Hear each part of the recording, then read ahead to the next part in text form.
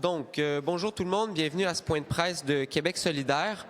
Prendront la parole dans l'ordre le député de Sainte-Henri-Sainte-Anne, Guillaume Cléch-Rivard, suivi de Sabrina Couder-Philippon, Elada Podrezova, Sergio Lemes da Silva. Merci. Bonjour, merci beaucoup Nicolas. D'abord, je veux remercier ceux et celles qui sont avec nous aujourd'hui. Ce sont des gens, des néo-québécois, des Québécois qui rêvent de faire leur vie au Québec, des gens qui se destinaient au programme de l'expérience québécoise, tant dans le volet diplômé que dans le volet des travailleurs, des travailleuses. Je veux d'abord aussi remercier le collectif Le Québec, c'est nous aussi, qui coalise les forces dans ce dossier-là depuis le début. Je dis depuis le début, mais c'est aussi vrai depuis 2019 parce que c'est la deuxième fois qu'on joue dans le même film. La CAQ a essayé de sabrer dans le PEC puis de s'attaquer au PEC exactement de la même façon en 2019. Et malheureusement, un peu comme 2019, on a dû demander à des gens impactés de venir exposer la situation, l'impact, les conséquences sur leur vie que causent ces fermetures de programmes-là. Et François Legault, à l'époque, s'était démontré ouvert. En fait, François Legault s'était démontré touché, très sensible face aux témoignages. Et François Legault, à l'époque, avait décidé de reculer, d'effectivement prévoir une clause de droit acquis, une clause grand-père, pour que les gens qui étaient sur le territoire au moment de la mise en œuvre de la modification du PEC soient protégés par la modification législative, puis finalement aient des droits pour appliquer dans le programme. Alors, François Legault de 2025, ce qu'on lui demande, c'est d'écouter le François Legault de 2019, qui d'ailleurs était pas mal plus populaire que le François Legault d'aujourd'hui. Peut-être qu'il devrait s'inspirer de lui-même, puis de l'ouverture, puis de la sensibilité, puis de la compassion qu'il avait à l'époque. Je vais laisser les gens exposer l'impact sur leur vie des modifications, mais ce qui est clair, c'est que c'est complètement injuste, c'est inhumain et c'est un bris de contrat social et moral envers ces personnes-là qui ont choisi le Québec, qui ont tout donné, qui se sont battus, qui se sont francisés, qui travaillent chez nous, qui sont intégrés et qui contribuent énormément à la société québécoise. Actuellement, il y a une pétition qui roule. En moins d'une semaine, on a eu près de 18 000 signatures. Ça, c'est la preuve que les Québécois et les Québécoises sont attachés au programme de l'expérience québécoise. Ils sont nombreuses à nous le dire. On a vu un nombre considérable de chroniques, d'appuis, de témoignages, de reportages. Les gens revendiquent le retour du PEC. Les gens revendiquent la clause de droit acquis. Et aujourd'hui, vous allez l'entendre de la bouche puis des récits de ceux qui sont principalement impactés. Ce que je demande en terminant de la part de Québec solidaire, mais aussi de la société civile du Québec au premier ministre, c'est de la compassion, de l'ouverture, de la sensibilité pour qu'on respecte les gens qui sont ici, pour qu'on respecte ceux qui ont choisi le Québec et qu'on leur donne un moyen de rester. Je pense que c'est la moindre des choses. Merci. C'est ton coup. Bonjour à tous. Je m'appelle Sabrina Couder-Philippon, j'ai 39 ans. Je suis infirmière clinicienne et je travaille actuellement au sein du SUS de l'Estrie, plus précisément à Sherbrooke. Je suis accompagnée de ma collègue travailleuse sociale Florence qui est ici présente. Il y a 1 an et demi, je suis arrivée au Québec accompagnée de mon mari et de nos 2 enfants avec un permis de travail fermé. J'ai été recrutée spécifiquement pour répondre aux besoins du système de santé. On est venu jusqu'en France pour me recruter, littéralement, comme ma collègue Florence. Depuis le début de notre parcours, le discours a toujours été le même. Vous aurez facilement accès à la résidence permanente. Notre décision de quitter notre pays et de nous intégrer à la société québécoise était conditionnelle à une voie claire vers la résidence permanente, le programme de l'expérience québécoise. C'était la garantie que notre engagement envers le Québec serait reconnu. Nous avons tout quitté, absolument tout quitté, en France pour répondre aux besoins de main-d'œuvre dans le milieu de la santé. Nous avons vendu nos biens et accepté de perdre toutes les attaches familiales et amicales que nous avions. Aujourd'hui, avec la fermeture brutale du PEC, sans préavis, cette promesse du Québec est brisée. Depuis plus d'1 an, je me déplace à domicile et exerce en CHSLD pour prodiguer des soins à nos aînés et à des personnes en perte d'autonomie. Pendant plus d'1 an, j'ai eu le privilège de travailler en soins palliatifs à domicile et d'accompagner des patients et leurs proches dans un des moments qui n'arrive qu'une seule fois dans une vie, celui de mourir. Cette décision, elle crée surtout une énorme incertitude et un stress immense pour toute ma famille.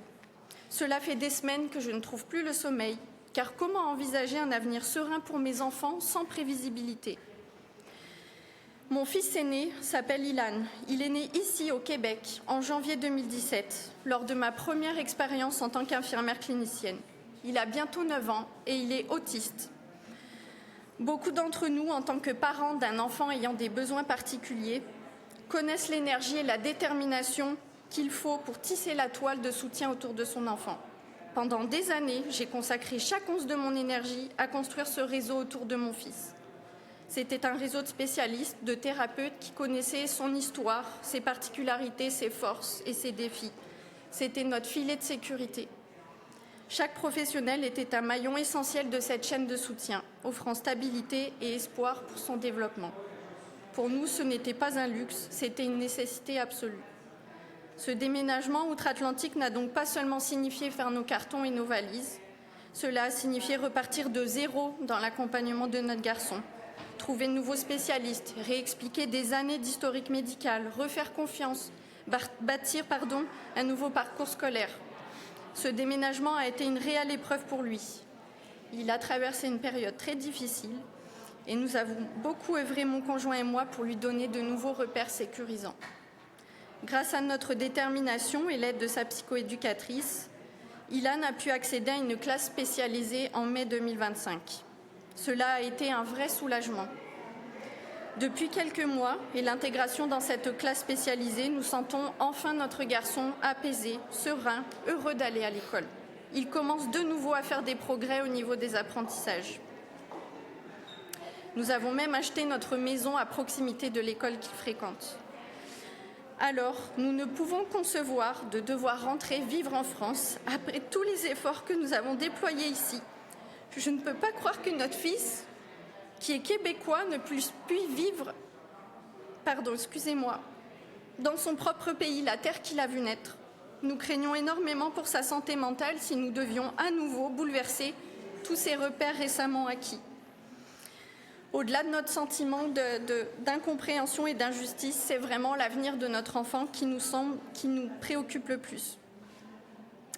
Monsieur Roberge a parlé de ma situation en interview il y a quelques jours en m'invitant à appliquer au PSTQ. Ce qu'il ne sait pas, c'est que j'y suis inscrite depuis plusieurs mois. J'ai été inscrite pendant plus de 3 ans dans l'ancien programme, le PRTQ. Je n'ai jamais été invitée à présenter une demande malgré mon soi-disant profil idéal. Ce programme s'apparente pour nous à une loterie aux critères arbitraires dans laquelle nous n'avons jusqu'ici visiblement eu aucune chance. Alors ce que je demande aujourd'hui, c'est de reconsidérer cette décision d'abolir le PEC et de respecter l'engagement moral que le Québec a pris en nous faisant venir ici.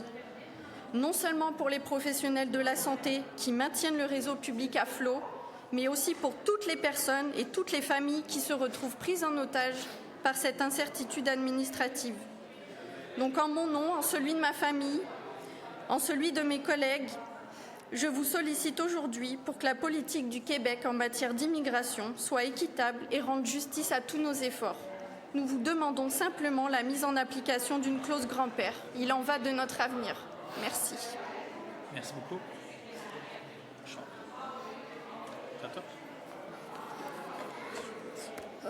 Bonjour tout le monde, je m'appelle Elada Podrezova. Je suis arrivée ici à Québec avec mon mari ukrainien grâce au programme ABQ pour les Ukrainiennes.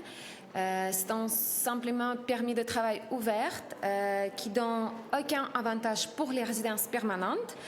Alors, nous avons choisi le PEC comme un seul moyen façon de rester ici, de s'intégrer ici, d'appeler le Québec notre maison.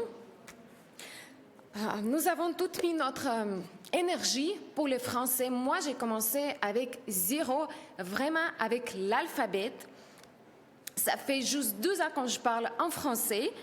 Nous avons étudié après le travail, la nuit, le fin de semaine. On a fait beaucoup de jobs. Vraiment, on a fait beaucoup d'efforts pour ça. Depuis 12 ans, on travaille ici dans des entreprises québécoises, ici à Québec. C'est un travail qualifié. Nous avons suivi chaque étape pour réussir avec le programme PEC. Des études, des travaux, des expériences. Nous avons fait tout exactement ce que le gouvernement nous demandait. Nous n'avons pas eu de temps pour soumettre notre dossier pour le PEC quand il était suspendu. Ça fait presque 6 mois. Maintenant, il est fermé complètement. Nous avons essayé le PSTQ, le seul programme maintenant qui est disponible à Québec, au Québec. Mais avec le nouveau système de pointage, nous avons gagné un petit peu la moitié des points. C'est impossible pour nous et j'imagine pour les autres Ukrainiens. Il y a beaucoup de travailleurs, étudiants qui les qualifiés, qui sont pas capables de gagner les points nécessaires. Maintenant, nous sommes très déçus, complètement perdus. 3 heures de travail, d'études, 3 heures de sacrifices, tout semble disparaître d'un coup. Nous avons pensé de quitter le Canada, trouver d'autres moyens, façons de rester ici. Nous avons quitté encore notre maison. Je ne sais pas quoi faire. C'est le gouvernement qui nous avons dit venez ici, restez ici, on a besoin de votre énergie, on a besoin de votre main. Et maintenant, on est venu ici, on a travaillé, on a étudié, on a appris le français et maintenant on doit quitter. Je ne sais pas quoi faire. Je connais beaucoup d'Ukrainiens qui sont dans la même situation et on est perdu. Merci.